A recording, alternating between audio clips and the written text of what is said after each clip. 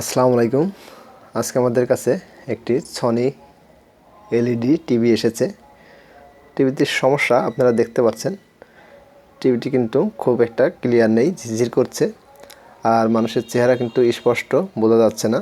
লেখাগুলো আছে, লেখাগুলো কিন্তু স্পষ্ট বোঝা যাচ্ছে না। তো এই সমস্যাটি সমাধান করার জন্য কী করতে হবে সেটি আজকে আপনাদেরকে দেখানোর চেষ্টা করব। এ ধরনের সমস্যা বিভিন্ন কারণে হতে পারে। আমাদের টিভির যে ডিসপ্লে আছে, ডিসপ্লে বা প্যানেল, এটার থেকেও হতে পারে।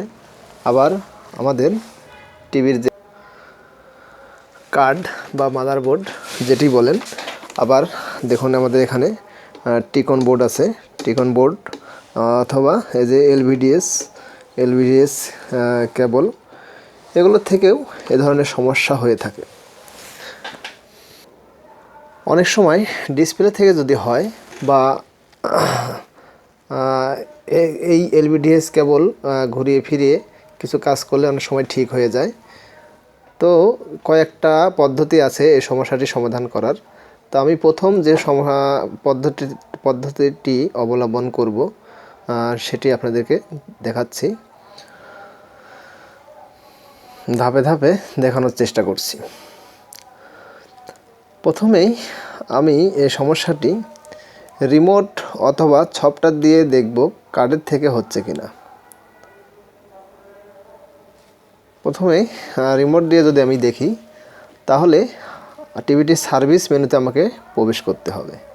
আর সার্ভিস মেনুতে প্রবেশ করার জন্য কিছু কোড আছে, কোডগুলো চেপে আমাকে রিমোটে কোডগুলোতে চাপ দিয়ে তারপরে আমাকে সার্ভিস মেনুতে প্রবেশ করতে হবে।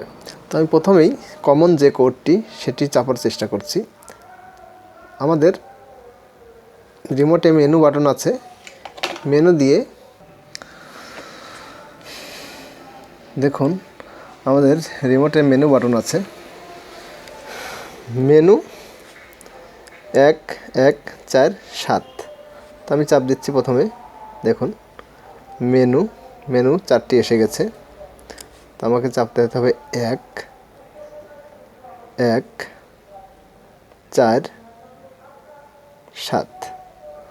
মেনু 1 1 4 7 চাপার পরে কিন্তু আমাদের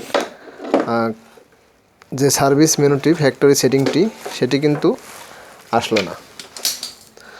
তো আমি আরও কয়েকবার চাপ দিচ্ছি, মেনু 1 1 4 7, মেনু 1 1 4 7। আসলে এই কোডটি দ্বারা আমাদের সার্ভিস মেনুটা আসছে না। তো আমি অন্য একটি কোড, দেখুন এখানে ইনপুট লেখা আছে, এই যে লাল বাটনের নিচে এই ইনপুট দেখা যাচ্ছে। আমি ইনপুট চাপ দিব, দেখুন ইনপুটের যে 4টি আমাদের চলে এসেছে। ইনপুট সোর্স আসার পরে আমাকে চাপতে হবে এই যে 1 1 4 7, এটি চাপ দিয়ে আমি দেখব 1 1 4 7। ইনপুট চাপ দেওয়ার পরেও 1 1 4 7 দিয়ে কিন্তু আসলো না। আমি লেখাটি আবারও পুনরায় আনবো। আমি আবারও ইনপুট আনছি, ইনপুট 4টি এসেছে। তো আসার পরে আমি যেটি করব, দেখুন 2 5 8 0 25 80। ইনপুট আসার পরে আমি চাপ দেব 2 5 8 0। দেখুন 25 80 চাপার পরে কিন্তু আমাদের সার্ভিস মেনুর যে 4টি ফ্যাক্টরি সেটিং, সেটি কিন্তু এসে গেছে।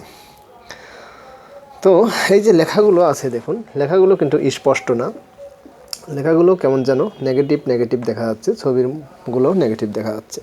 তো এর জন্য আমি প্রবেশ করব পিকচার সেটিং। দেখুন আমাদের এখানে আছে পিকচার সেটিংয়ে প্রবেশ করে দেখব আমাদের ম্যাপিং যে অপশনটি আছে কিনা।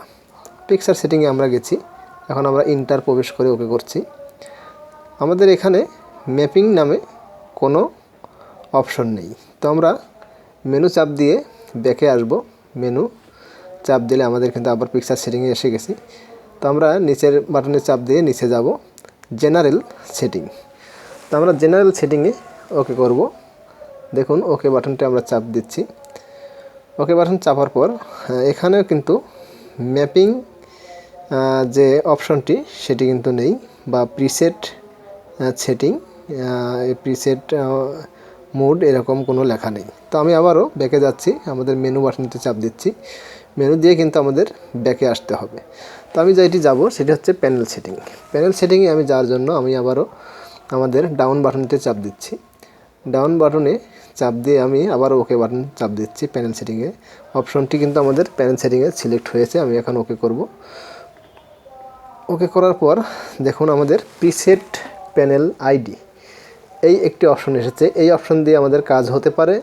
আরেকটি আছে দেখুন এলভিডিএস ম্যাপ, এলভিডিএস ম্যাপ এই অপশন, এলভিডিএস মিক্স এই অপশনটির দ্বারাও আমাদের কাজটি হতে পারে। তো আমি প্রথমে প্রিসেট প্যানেল আইডি এটি আমি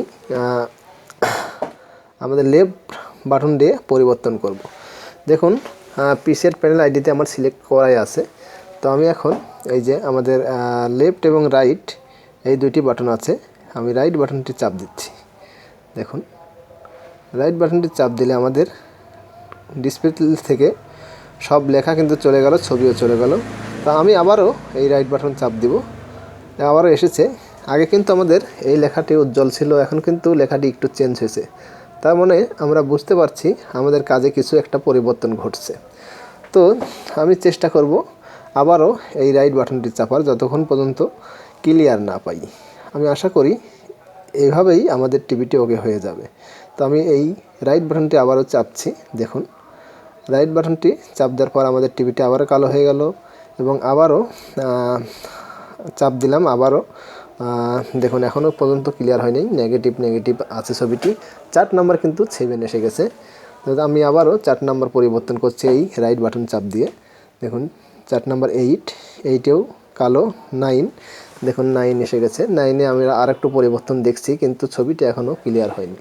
তো আমরা আবারও রাইট বাটন চাপ দিচ্ছি। চাপ দিলে দেখুন আবারও কালো হয়ে গেছে। 10 অপশন, এবার 11 অপশন।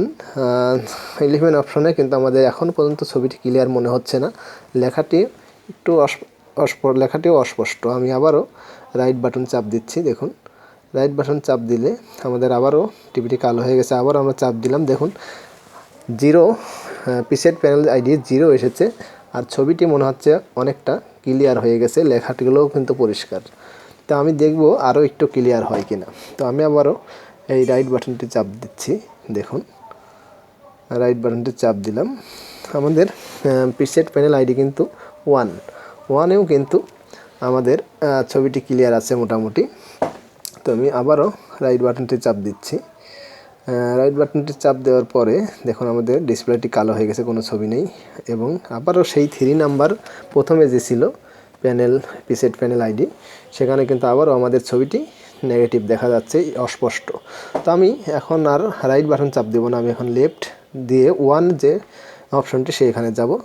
আর দেখুন কালো হয়ে গেছে। আবার চাপ দেওয়ার পরে দেখুন আমাদের ছবিটি কিন্তু এখন ক্লিয়ার মনে হচ্ছে। তো আমি আরও শিওর হওয়ার জন্য যে আমাদের কাজটি ওকে হয়েছে কিনা, আমি 4টি যে factory reset preset panel ID 4টি আছে, এখান থেকে আমি বের হয়ে আসব। বের হয়ে আসার জন্য আমাকে চাপ দিতে হবে EXIT, এক্সিট যে অপশনটি আছে, বাইর হয়ে আসতে হবে। এক্সিট এটি চাপ দিলে কিন্তু আমি বাইর হয়ে আসব। দেখুন এক্সিট চাপ দিলাম, আমাদের 4টি চলে গেছে। আমি এখন চ্যানেলটি চেঞ্জ করে দেখব যে আমাদের সমস্যাটি সমাধান হয় কিনা। চ্যানেল চেঞ্জ করার জন্য আমাদের এখন কিন্তু আমি ছবিটি অনেক পরিষ্কারই পাচ্ছি। তারপর আমি চ্যানেল চেঞ্জ করে শিওর হব আর কি, যে এরকম পরিষ্কার থাকে কিনা।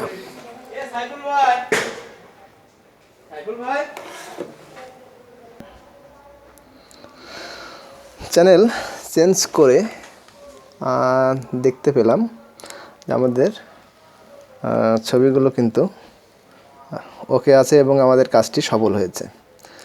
তো এভাবে অনেক কাজই সহজে হয়ে যায়, আমরা চেষ্টা করলেই সহজে সমাধান পাব। মনোযোগ সহকারে একটু চিন্তা করে কাজটি করতে হবে যে আসলে কোথায় কোথায় থেকে সমস্যাটি হতে হবে এবং আমার প্রথম করণীয় কী সেটা সিলেক্ট করেই আমাদের কাজে এগোনো উচিত। একই কাজ যদি আমি কাট চেঞ্জ করতাম বা সফটওয়্যার দিতাম অনেক সময় লাগতো। আমি প্রাথমিক যে চিকিৎসা সেটি আগে দিয়ে দেখলাম, আসলে সেটিতেই কাজটি হয়ে গেছে। তো আশা করি আপনারা এভাবে চেষ্টা করলে এ ধরনের সমস্যায় সমাধান পাবেন। আর আমার ভিডিওটি যদি ভালো লেগে থাকে তাহলে অবশ্যই একটি লাইক দিতে ভুলবেন না। আর আপনারা যদি কোনো কথাবার্তায় ভুল পান বা ভিডিও যদি মনে হয় যে এই ধরনের কাজটি ভালো হয়েছে তাহলে অবশ্যই কমেন্টে থ্যাঙ্কস জানাবেন আর সাবস্ক্রাইব করে পরবর্তী ভিডিও পাওয়ার জন্য আমাদের সাথেই থাকবেন। আল্লাহ হাফিজ।